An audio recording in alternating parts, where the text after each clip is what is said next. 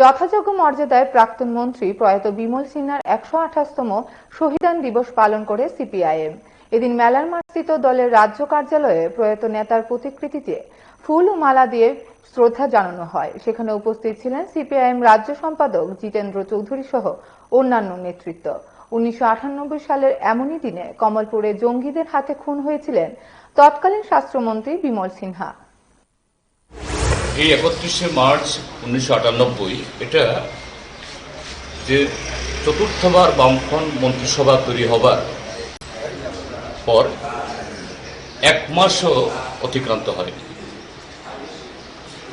সেই নির্বাচনে বিপুল ভোটে বামপন্থী ফ্রন্ট এবং কমরেড বিমল সিনহা বিশাল মার্জিন নিয়ে কমলপুর কেন্দ্র থেকে জয়লাভ করে তিনি মন্ত্রী হয়েছিলেন।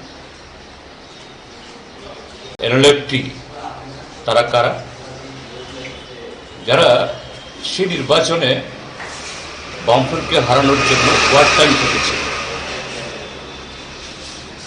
এই শক্তি এখন বর্তমান যারা শাসক দল নানা নাম নিয়ে কেউ কেউ সরাসরি এই দলের ভেতরে, আবার কেউ কেউ পরোক্ষে মিত্রশক্তি হিসাবে ত্রিপুরার যে বর্তমান শাসক দল তাদেরকে শক্তি যোগাচ্ছে।